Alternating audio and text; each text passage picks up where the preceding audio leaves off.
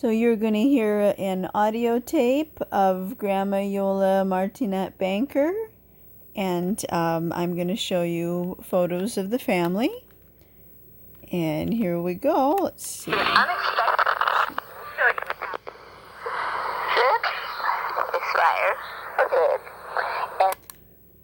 In her dialect, she's talking in the Prustinenk dialect.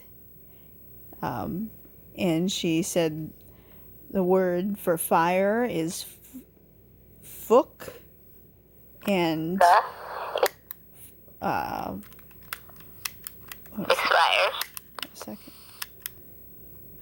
So here we go. Fuk is fire. Good. And fioka is snow. So can you fioka fora? Fioka is snow. So fuk is fire and fioka is snow. So the fioka sounds more Italian, but you know, it's a Frenchy Italian dialect. So okay, here we go. And fioka is snow. So can you fioka fora? That means it's snowing outside? Yellow fuk de fora. There's a fire outside? Young fuk fora. How do you say, like something like, you can't make fire with snow or something like that? Pere pasalo fuk ula fioka. You can't make fire with snow. Okay. And how do you say, like, some other sentence with that? Era bastante fioka kanta minha mama era em Pinaru. E pia patro pela fioka. Mas era pida duntia me papa.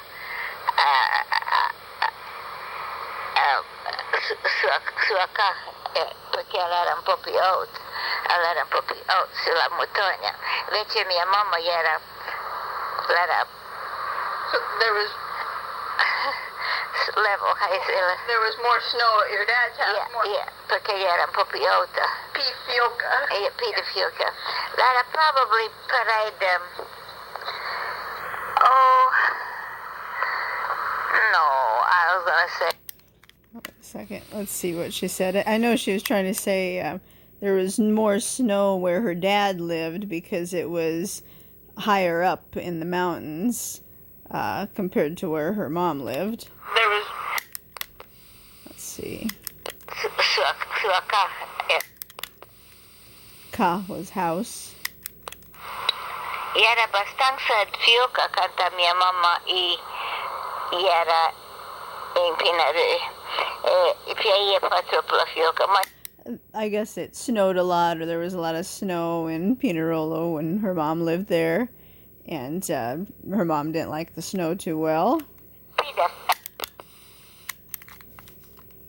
Era em Pinaru.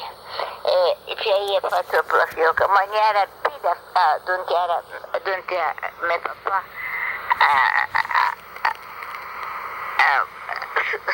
Suaca, perché ela era pouco alta.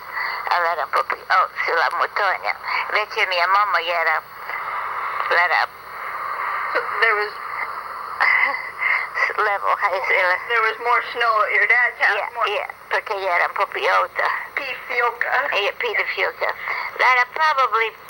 So where her mom lived in town, Pinerolo, it was, or Pinaru in dialect, it was flatter, you know, not so high up in the mountain, just on the plain there, so not so much snow. More snow at your dad's house? Yeah, perché era pouco alta. Fioka. Yeah, Peter Fioka. That probably parade. No, I was gonna say, Magara, a third of the way to Mount Wilson, Magara. Oh, it was that high up? No, Magara, not much. Wow. She was trying to describe how high up her dad lived up in the mountains, so she said maybe about a third of the way from all the way up Mount Wilson, but maybe it was more like a fourth of the way up there to the top. Well, Magarapong, not much. Wow. And then my mom lived like where Arcadia is. Oh, not really in the mountains. No. Just kind of in the hills, kind of surrounding. No hills, just plain. Just flat. That's why her land was so valuable. For farming. Oh, yeah. Because it was rich from probably maybe the mountain fell down a little bit or something. How do you say, like... Maybe from good soil from the from all the snow and clean water or something. Just there was so many hills and mountains over there that any land that was flat was valuable, like where her mom's family lived. Ida's. Maybe the mountain fell down a little bit or something. How do you say, like, you make a fire in the winter or something to keep warm? Oh, I follow thick. Perché a fioca fora. If I fit. So she said, you make a fire because it's snowing outside and it's cold, or you hurry. I thought fret was hurry, but it might also mean cold too. Perché a fioca fora. If I fit. No, usually if I patanka fit canta fioca. And she said, usually it doesn't feel quite so cold when it's snowing somehow. If I fit. No, usually if I patanka fit canta fioca. It's not so cold when it snows? So you don't need the... Yeah, that's it. What'd you say? Tapad abjun the fit canta. Abjun. Abjun? Need. Say that again? Abjun. So say, I need fire. I abjun fit. Okay. Sasti cum mia mama. What's sastu? Do you know? Sasti cum mia mama.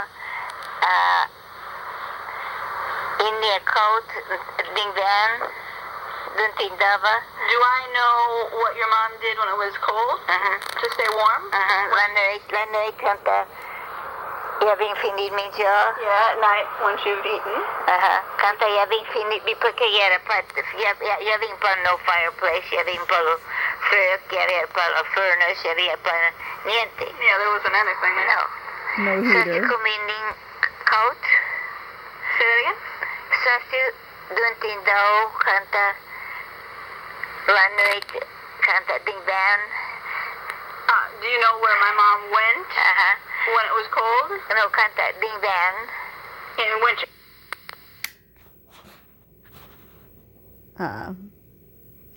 Okay, that's the end of the tape. Let's see what side that is. Well, side B, of course. Time to get a new tape. So I don't know the answer to that question. Do you know how she stayed warm? At night. I know in the daytime when her mom would have to deliver milk, and Ida, I guess she was Ida Revoir still at that time, would have to deliver milk from the farm and bring it into town and sell it in there. I think she carried the milk on her head, but if it was cold and windy, they didn't have very good warm clothing, not a really good insulated jacket or anything. So her mom Ida would take some newspaper or any kind of paper, mostly newspaper, I guess, old newspaper, and stuff it in between her jacket or her clothing, whatever she was wearing, sweater, and her body. And that would provide an extra layer of insulation to keep her warm. But at night, I'm not really sure what she did to keep warm. Maybe it'll tell us on another tape. I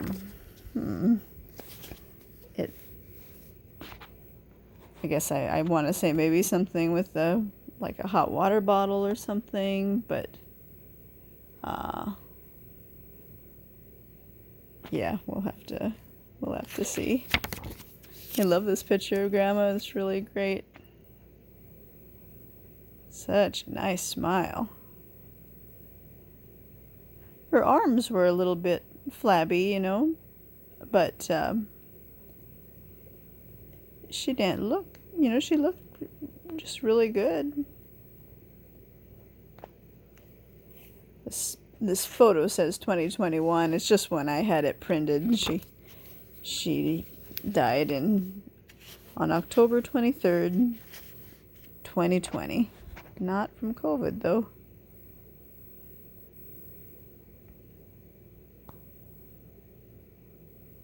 Yeah, I think Grandma Iola's mom, Ida, said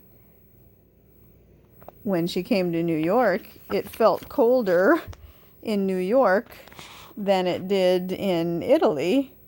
So I guess maybe they were having a really cold winter in New York. Or maybe it just is always a little bit colder in New York. And, you know, in Italy, maybe it's close enough to the Mediterranean that it kind of makes it not quite so cold. I'm not sure. I think they weren't close enough to the Mediterranean to have that effect, but I always thought that was strange. I would have expected Italy, northern Italy, by the Alps, to be colder than New York.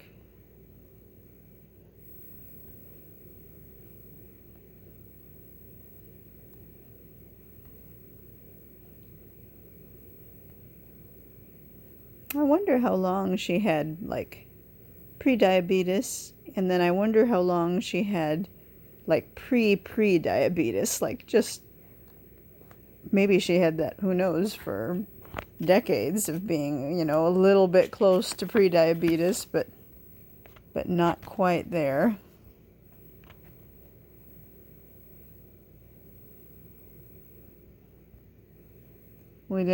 I don't know, she didn't have anybody in her family that had diabetes. There was never anybody that lived to 97 and a half either that we know of. I mean, maybe somebody in Italy a long time ago. So, just didn't really pay attention to it. Didn't seem like that much of a threat because it didn't run in our family.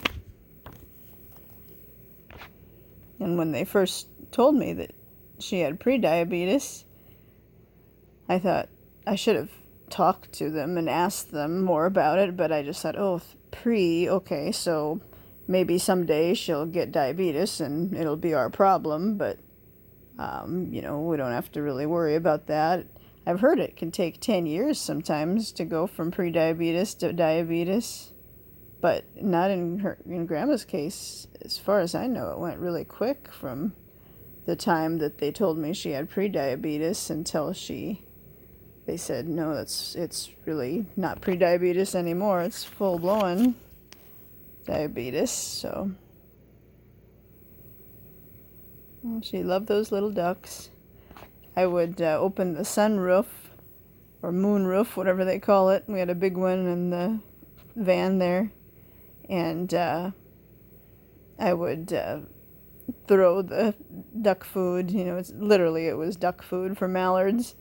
I bought bags of it, and I would throw it out the top of the roof there at the ducks right where they were over there on Grandma's side, so she could look out her window and see them good and easily on that side. And she thought they were so cute. I think once in a while she'd throw something at them too. The duck food was a little bit harder for her to throw at them, but a couple times she threw little pieces of bread or something at them, just, you know, so she could participate in feeding them. Not too often, though. Once in a while. All right, there's that white duck Blondie she liked so much. We didn't see it that long. It was only there for maybe a few months and then it disappeared. So we don't know what happened to it. And there it is. Don't know what happened to that duck.